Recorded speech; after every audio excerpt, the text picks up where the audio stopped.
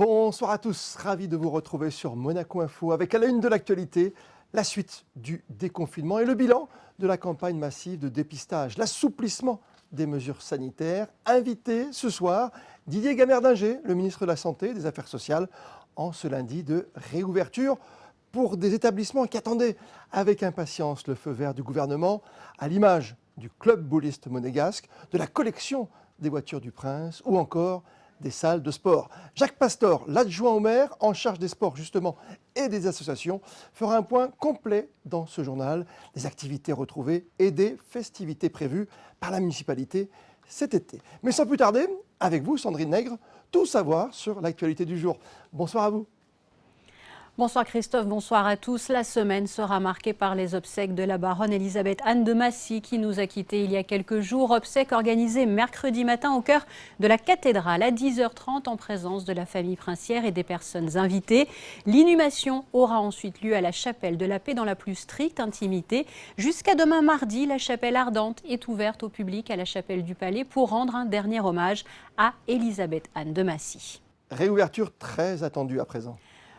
Oui, une information en lien direct aussi avec les Monégasques et résidents. La France a ouvert de nouveau ses frontières à l'Italie. Plus besoin d'attestation et de contrôle qui ralentissaient fortement la circulation dans le sens Ligurie-Alpes-Maritimes. Si vous allez passer la journée de l'autre côté de Menton, vous ne devriez donc plus rencontrer les difficultés de circulation et de trafic qui animaient les routes à la frontière depuis une quinzaine de jours. Sachez tout de même qu'il ne faut pas oublier pour autant les gestes barrières applicables aussi chez nos voisins, le port du masque notamment.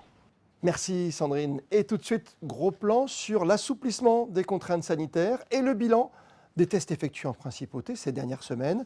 Patricia Navarro est avec Didier Gamerdиnger, le ministre de la Santé et des Affaires sociales. Didier Gamerdиnger, bonsoir. Bonsoir Madame Navarro. Nous allons dans un premier temps dresser ensemble un bilan de la campagne de tests massifs, une campagne qui était aussi inédite que d'ampleur. Alors c'était effectivement de très grande ampleur puisque nous avons pu proposer et nous avons testé pratiquement 35 000 personnes. Alors c'est du 50-50 je crois entre les salariés et les résidents, hein ? Oui, c'est le cas et la bonne surprise c'est que alors même que nombreux salariés sont aujourd'hui soit en télétravail, soit en chômage partiel, eh bien, ils se sont déplacés en Principauté de Monaco pour se faire tester. Et pour nous, c'est vraiment un motif de satisfaction. Les résultats sont sensiblement les mêmes que ceux obtenus dans les pays voisins, lorsque l'on parle notamment du taux de personnes positives. Ce que nous avons constaté, c'est que nous sommes globalement moins concernés que nos voisins italiens ou que nos voisins français, et même un peu moins que la région économique Provence-Alpes-Côte d'Azur. Cette campagne de tests devait initialement s'achever ce week-end, je crois, mais vous allez jouer les prolongations. Alors l'idée c'est que nous avons testé toutes les populations, population salariée, population résidente. Et puis ce que nous avons considéré, c'est que peut-être certaines personnes n'étaient pas disponibles, donc n'ont pas pu venir dans les centres de test pendant ces 4 semaines, et que ce serait dommage de s'arrêter là. Et donc l'administration va proposer pendant encore environ 1 mois et demi des petites séquences de rattrapage. Donc sans doute le mardi, à l'espace Léo Ferré, toute une journée. Et ensuite de cela, l'idée ce serait que les professionnels de ville puissent prendre le relais. Didier Gamerdиnger, deuxième grand volet de cet entretien. Depuis le début de l'épisode Covid-19, nous redoutons tous que la crise sanitaire se transforme en une crise économique lourde et grave. C'est déjà d'ailleurs un peu le cas. C'est la raison pour laquelle, en fin de semaine dernière, vous avez décidé d'annoncer l'assouplissement des contraintes sanitaires. Nous avons jusqu'à présent réussi à préserver nos populations. Ça reste pour nous un point de repère important, un élément cardinal. Et donc, volontaires, nous avons proposé au gouvernement qui les a entérinés, au souverain qui a validé, des mesures de levée progressive du confinement, et nous continuons en ce sens. Donc ça, c'est le volontarisme, parce que ce que nous constatons, c'est que les opérateurs économiques, les responsables des différents commerces et des structures sont responsables. Ils s'approprient les mesures que nous avons proposées. Donc, fort de ce constat de responsabilité collective, nous allons de l'avant résolument, autant que nous le pouvons. Didier Gamerdinger, les restaurateurs étaient les principaux concernés par cet assouplissement décidé en fin de semaine. Qu'en est-il des secteurs pour lesquels existe encore un statu quo? Je pense aux établissements de nuit, je pense au monde de la culture, à la veille du début de la saison estivale. Alors pour le monde de la culture, c'est fait, en tout cas pour ce qui concerne les dispositions sanitaires.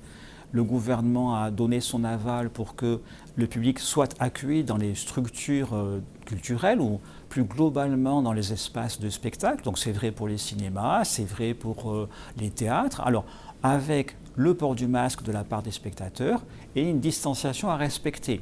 L'élément de souplesse que nous avons glissé, c'est qu'au lieu que ce soit simplement un siège sur deux qui soit occupé, les membres d'une même famille, les couples par exemple, pourraient être côte à côte. Ce qu'on comprend, c'est une aspiration de leur part. Ça répond aux demandes des gestionnaires de salles, donc nous sommes allés en ce sens. Donc ça, nous pouvons considérer que c'est acquis. Alors ce qui va nous rester à faire maintenant, c'est être en dialogue avec les exploitants des établissements de nuit, je pense en particulier aux boîtes de nuit, de manière à ce que nous puissions trouver les solutions qui vont bien, sachant que c'est peut-être là qu'il y a les facteurs de risque les plus conséquents, puisqu'on ne porte pas de masque, évidemment, puisque en général, la chaleur de la fête fait qu'on a tendance à être proches les uns des autres.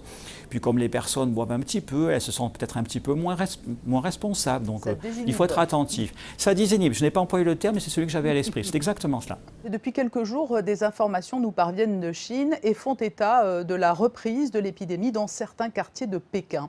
Êtes-vous attentif à cette situation? Est-ce qu'il existe une veille sanitaire en principauté? Quand j'évoque le fait de ne pas baisser la garde, évidemment, je pense à cela parce que nous avons constaté dans certains États, alors vous avez mentionné la Chine, la région de Pékin, effectivement, mais on pourrait aussi citer la Corée du Sud, qui a connu un rebond épidémique il y a 3 semaines maintenant. On pourrait concerner certaines villes de l'État d'Israël, et donc qui connaissent des rebonds épidémiques, alors qui sont maîtrisés par les structures sanitaires, parce que maintenant nous sommes prévenus, nous sommes tous très attentifs, mais ça signifie que nous ne sommes pas à l'abri. Or, la principauté de Monaco a cette vertu d'être ouverte sur le monde avec des personnes qui viennent en principauté et donc nous ne sommes pas du coup à l'abri d'un virus qui recommencerait à circuler modérément, donc il faut que nous soyons bien en place. En principauté, la stratégie du stop and go a été privilégiée. Alors jusqu'à présent, c'est le go qui a prévalu, mais la situation internationale n'exclut pas un stop s'il le fallait, si nécessité. Alors si c'était nécessaire, effectivement, l'idée du stop and go, c'est chaque fois qu'une mesure nouvelle est mise en œuvre, sur préconisation d'un groupe scientifique que je pilote, une proposition faite au gouvernement, nous regardons ce qui se passe. Nous regardons pendant 14 jours. 14 jours, c'est le temps nécessaire à l'épidémie pour s'exprimer. Et puis si tout se passe bien, à ce moment-là, nous proposons l'étape suivante. Et c'est ce que nous avons fait jusqu'à présent. Et le stop, c'est si jamais nous devions constater que le virus circule à nouveau, eh bien nous dirions à certains exploitants, notamment sous des établissements de nuit, que c'est un peu trop tôt et qu'il nous faut patienter davantage. C'est très clair, la prudence restera de mise. Merci beaucoup Didier Gamerdinger pour ce point global après la conférence de presse tenue ce jour au ministère d'État. Merci beaucoup. Merci beaucoup. Entretien signé Patricia Navarro. Conditions sanitaires réunies et la réouverture ce matin au public de la collection de voitures du Prince où l'on retrouve sa directrice Valérie Closier. Alors évidemment, on a mis tout un trajet et toutes les mesures barrières et sanitaires obligatoires en œuvre ici. Donc vous avez du gel hydroalcoolique, le port du masque était effectivement obligatoire. Il y a un parcours fléché pour que les gens ne puissent pas se croiser, mais qu'ils puissent avoir accès à toute la collection. On a remis en place toute une grille de F1. On a gardé quelques voitures de rallye et on a fait une exposition de voitures de course puisqu'on a été un peu en manque de notre Grand Prix de F1, de nos 2 Grands Prix de F1 cette année. Il faut continuer à les faire fonctionner pour les moteurs et puis pour toute la mécanique. Il y en a certaines, il a fallu faire la manivelle parce qu'elles ne peuvent pas démarrer comme ça. Est-ce que vous préparez des événements? Est-ce qu'on peut s'attendre à quelque chose ces prochains mois? Déjà, au mois de juillet, il va y avoir une vente arcuriale qui sera à l'hôtel Hermitage, mais c'est nous qui accueillons les voitures en vente. Et puis, cette année, on devait faire une vente aux enchères au profit des enfants de l'hôpital Larcher à Nice, une vente aux enchères de casques, customisés par des grands artistes. Et malheureusement, elle n'a pas pu avoir lieu, donc on la prépare pour l'année prochaine. Valérie Closier, rencontrée par Vanessa Dessy. Réouverture encore avec cette fois vos salles de sport et la piscine du port. Avec nous ce soir, Jacques Pastor, adjoint au maire en charge du sport et des associations. Bonsoir à vous Jacques. Bonsoir Christophe et bonsoir à tous les amis qui sont devant leur poste de télévision. Vous êtes dans la salle de sport Hercule Fitness Club. C'est important de retrouver ses habitudes. Hein. Ah, complètement. On a été très heureux ce matin de pouvoir ouvrir le centre nautique Régnier 3 et la salle de sport. Alors on le sait, hein, c'est très compliqué de faire respecter des mesures barrières parce qu'il y a de la transpiration, de la proximité. Comment ça se passe concrètement aujourd'hui au sein de cette salle? Alors déjà, comment ça s'est passé en amont? Le service des sports, la responsable de la salle et tous les gens qui travaillent ici ont fait des propositions cohérentes, bien entendu, avec les prescriptions du gouvernement et en accord avec eux, pour faire des propositions d'ouverture, de distanciation, de marquage au sol, d'hygiène et autres circuits pour entrer et ressortir. Ces dispositions ont été validées, bien entendu, par le gouvernement, qui permettent évidemment de séparer un petit peu les gens, de garder des distanciations sociales, mais de pratiquer l'activité en toute sécurité, du moment où on arrive à la salle jusqu'au moment où on en repart. D'accord, soulever de la fonte aujourd'hui, faire des abdos, voilà, c'est important. Pour certains qui avaient vraiment leurs habitudes, c'est une activité particulière quand même, Jacques Pastor, vous qui êtes un grand sportif. Hein. Alors évidemment, comme je vous l'ai dit, le confinement a été difficile pour certains parce qu'ils ont dû se priver de cette proximité, mais ils ont pu continuer à pratiquer le sport avec les conseils des coachs de la salle. Pour l'instant, on s'est borné à garder vraiment de la sécurité, c'est le maître mot, tout en continuant et en reprenant surtout une activité physique sur le site. On l'a entendu avec Didier Gamardinget tout à l'heure, le ministre de la Santé, justement, avec cet assouplissement des règles. Pour la piscine, ça paraît presque plus simple parce que qu'est-ce qui change vraiment? C'est quoi? C'est un circuit, c'est l'utilisation de vestiaires un peu différents? Alors tout à fait, hein, c'est un circuit, des précautions d'hygiène dès qu'on arrive. Il y a juste une petite différence, c'est qu'on ne laisse pas ses affaires au vestiaire. On prend un sac, on amène ses affaires avec soi sur le bord de la plage. On fait un circuit pour ressortir par une autre issue. C'est de l'eau salée, chlorée et chauffée. Donc ça donne quand même quelques garanties supplémentaires pour que le virus ne résiste pas. Vous vous occupez également, hein, Jacques Pastor, de tout ce qui est secteur d'activité, de festivité. Y aura-t-il quelque chose, allez, à pouvoir applaudir cet été ici à Monaco, sur le port par exemple? Alors malheureusement, pour l'instant, et toujours en accord avec les mesures qui nous sont proposées et imposées, il n'y a pas vraiment de prévision de festivités qui pourraient regrouper des centaines, voire des milliers de personnes. Pour l'instant, on va éviter les regroupements trop nombreux, donc ce qui découlerait de propositions, de manifestations que les gens ont l'habitude de voir à Monaco. Merci encore Jacques Pastor d'avoir été avec nous. Je rappelle que vous êtes l'adjoint au maire en charge du sport et des associations. Bonne soirée à vous sur Monaco Info. Merci Christophe, merci à tous. Salle de sport, piscine et pétanque, le retour. Alexandra Pani, on vous retrouve au club bouliste de Monaco. Oui Christophe, que ce soit en doublette ou en triplette, ça a bien repris ici du côté du boulodrome de Fontvieille. Je vais voir de suite le président de la fédération. Bonjour. Vous êtes ravi, j'imagine, aujourd'hui de cette reprise et il y a du monde en plus. Ah, tout à fait. Aujourd'hui est une journée particulière puisque nous avons le plaisir de rouvrir et le club bouliste du Rocher et le club bouliste monégasque qui pratique la pétanque.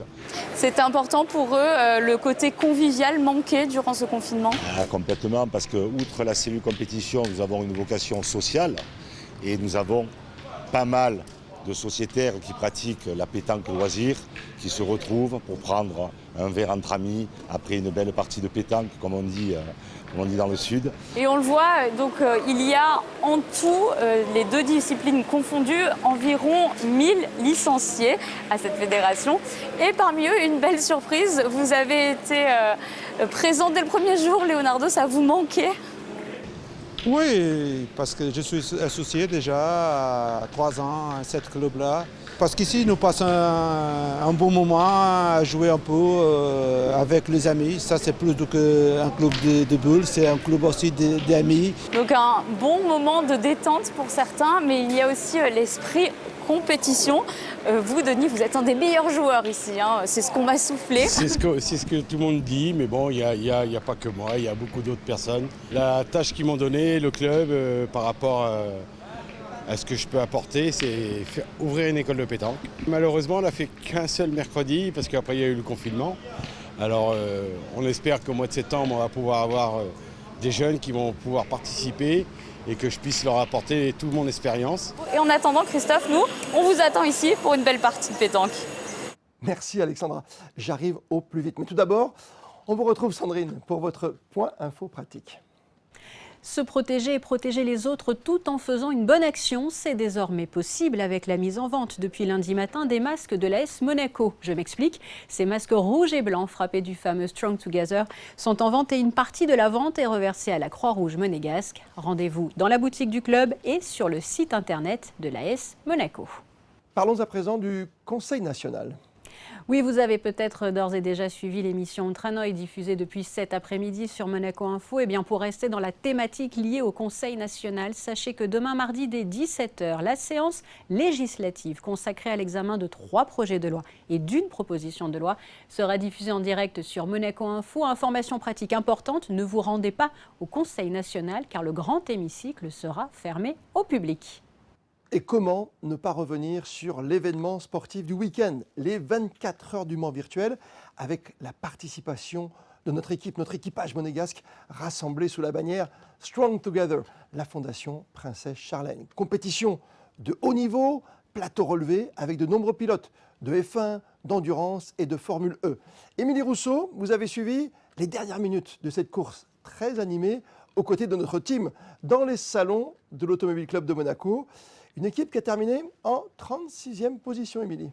Oui Christophe, 36e au classement général. Regardez ce tableau, 36e mais 8e dans la catégorie GTE. Alors forcément, il y a des cernes sur les visages des pilotes après 24 heures de course, mais il y a aussi de larges sourires. Giancarlo Fisichella, are you happy with this results? Well, yeah, not too bad considering my first experience in the sim.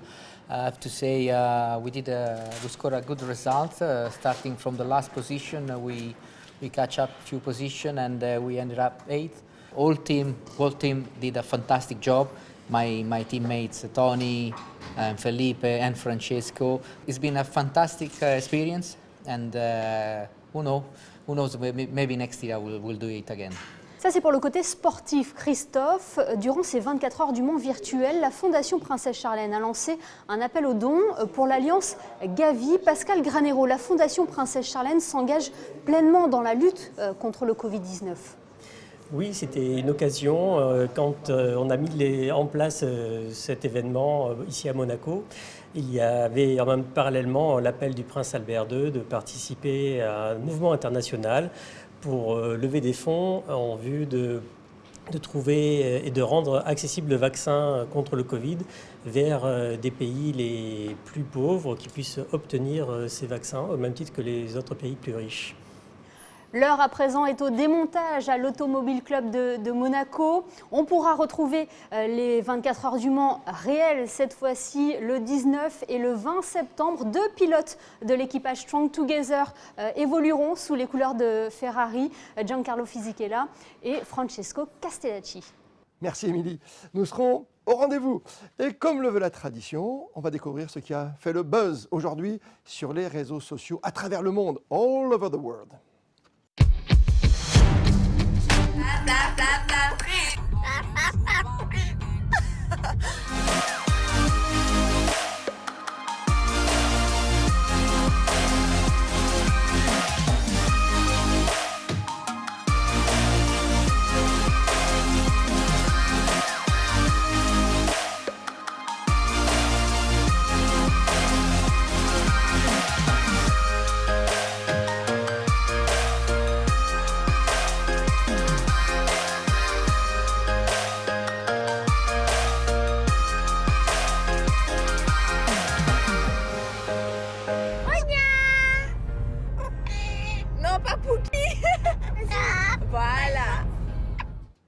La météo pour ces prochaines heures, Sandrine.